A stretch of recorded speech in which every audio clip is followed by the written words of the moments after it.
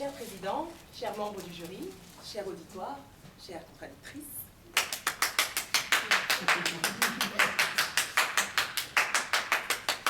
Une petite précision, somme toute, essentielle. Je n'applaudis pas ici la performance de ma contradictrice, bien que certains pourraient considérer que le fair play l'exige. Mais le fair play, j'estime l'avoir amplement exercé en conservant calme et silence face à une argumentation si fallacieuse. Non, si j'ai mis ici un bruit, c'est pour vous réveiller, car il est évident qu'on a voulu vous endormir, éteindre votre discernement et affaiblir votre clarté. Je suis dans le regret de vous dire que vous êtes fait enrhumer, et en beauté en plus. Je n'ai pas peur de le dire. Alors vous, n'ayez pas honte de le reconnaître. On vous a fait croire que tous pour un vont rhume pour tous. Parvenir ici à un raisonnement aussi simpliste, aussi facile. Pardonnez-moi, mais je ne puis tolérer une telle facilité. Je rejette la facilité, j'exècre la facilité, et je la laisse volontiers à ma contradictrice, qui de toute façon s'en est abreuvée à outrance et a tenté de vous noyer dedans. Saisissez donc la bouée que je vous lance, afin de vous ramener à la surface de la raison, et vous laisser entrevoir la seule réalité qui soit. Tous pour un ne vaut pas rhume pour tous. Ma contradictrice a soulevé plusieurs arguments pertinents.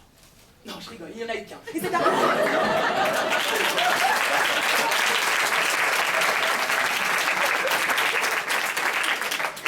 argument pertinent était de dire que l'atout est au rhume, ce que la cause est à l'effet. Je sais ce que vous vous dites. Elle n'a jamais dit ça.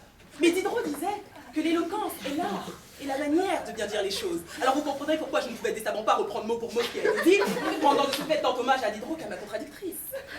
Alors, reprenons tout de même cet exemple, parce qu'il est intéressant, en plus d'être pertinent et incroyablement bien formulé et beau, et venant de moi en réalité. Cet argument qui dit que l'atout est au rhume, ce que la cause est à l'effet. Ainsi donc, si je tousse, le rhume se propagera. Une question me taraude. Savez-vous ce qu'est le rhume? Ou du moins, quels en sont les symptômes? Tout d'abord, le mal de gorge, souvent le premier signe annonciateur de ce mal. Puis l'écoulement nasal, les éternuements, la fatigue, et parfois, soit très occasionnellement, l'atout. Expliquez-moi donc comment on peut déduire de l'atout que l'on va avoir un rhume, alors qu'on ne considère même pas du rhume qu'il a pour symptôme l'atout. Chère contradictrice, vous n'êtes pas médecin, et je vous en sais gré, parce que si je venais vous consulter pour une toux et que vous me prescriviez de l'actifette jour et nuit, vous voyez bien qu'il y a un problème. Donnez-moi du sirop.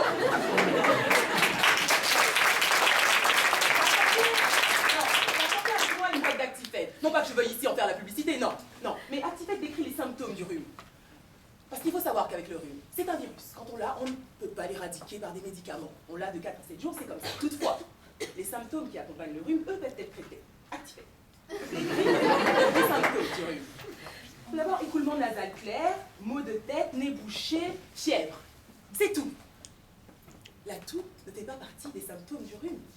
Bon, je vous aurais bien laissé faire circuler la boîte afin que vous constatiez par vous-même la véracité de mes propos, mais bon, non pas que je n'ai pas confiance en vous, vous en conviendrez, je n'ai pas de réelle certitude de récupérer ma boîte. Si l'on va plus loin dans l'interprétation du sujet, on pourrait considérer que tous pour un, rhume pour tous, signifie qu'il suffit qu'une personne dise ou fasse quelque chose pour que toutes les autres soient influencées. N'est-ce pas? Oui. Alors, prenons pour exemple ma contradictrice. Oui, je sais, je prends souvent à partie ma contradictrice. Et alors, sachez qu'au premier tour, nous n'avions pas de contradicteur. Nous n'avions même pas de sujet imposé d'ailleurs. Alors je vous en prie, ne me blâmez pas ici de jouir pleinement de ce nouvel état de fait. Mais à quoi ça servirait d'avoir une contradictrice alors? Elle n'est pas là pour faire potiche, respectez-la.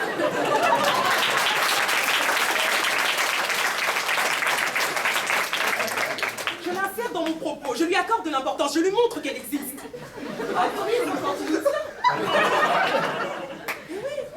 Alors, qu'a-t-elle pu dire ou faire qui devrait irrémédiablement m'influencer? Tout d'abord, qu'a-t-elle dit?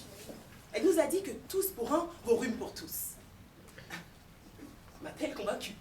Non, vous voyez bien que depuis tout à l'heure, je m'évertue à vous convaincre du contraire. Puis qu'a-t-elle fait?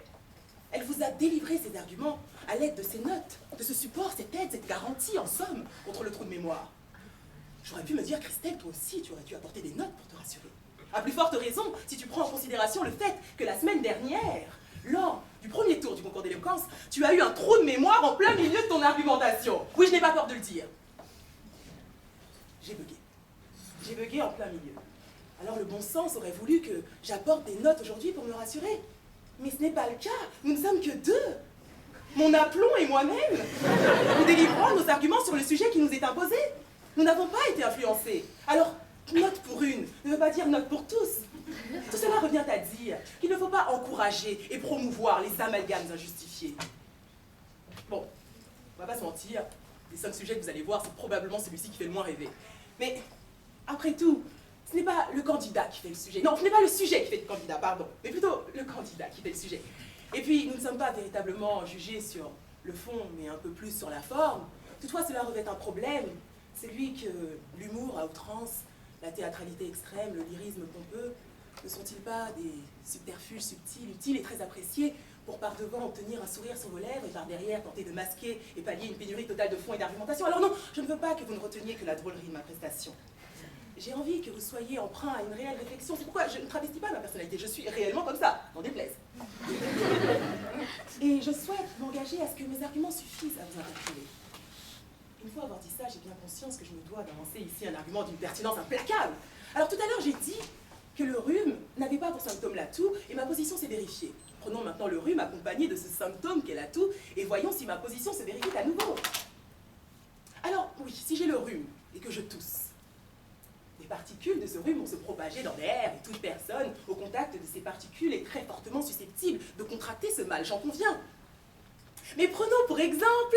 Non, bah cette fois, rassurez-vous, j'ai vu la frayeur, la pénétrer. Non, je vais prendre chacun d'entre vous à contribution et vous demander de vous remémorer un jour où vous étiez enrhumé.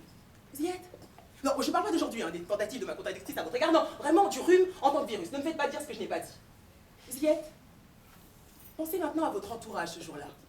Respirant à pleine narine, vêtu légèrement, se pavanant en pleine santé, alors que vous, vous étiez à l'agonie, vêtu de la tête aux pieds, dégoulinant, faible. Vous aviez bien souffert, n'est-ce pas? Et vous aviez souffert seul. Alors rhume pour tous, on aurait bien voulu que ce soit vrai à ce moment-là, mais hélas, ce n'est pas vrai. Quelles que soient les acceptions que l'on a du sujet, toutes aboutissent à dire que tous pour un ne vaut pas rhume pour tous. J'arrive maintenant à la fin de mon argumentation. Oui, je sais, le temps passe vite quand c'est intéressant, n'est-ce pas? Et je sais que vous attendez la phrase finale, la phrase choc, celle qui sonnera le glas, celle qui fera office de cerise sur le gâteau de tout ce qui vient d'être dit. L'apothéose, le paroxysme. Vous êtes si gourmand. Alors je n'ai eu de cesse de vous dire que vous étiez fait enrhumer. Et je vous ai dit que le rhume était un virus qui pouvait être soigné, seuls ses symptômes le peuvent. Alors je me suis évertuée durant toute mon argumentation à vous administrer un remède fort puissant. Et j'espère de tout mon cœur être parvenue à vous faire retrouver la plénitude de votre faculté de discernement et de raisonnement, afin que vous puissiez à nouveau respirer à plein poumon cette évidence inébranlable qui est que tous pour un ne vaut pas rhume pour tous. Merci.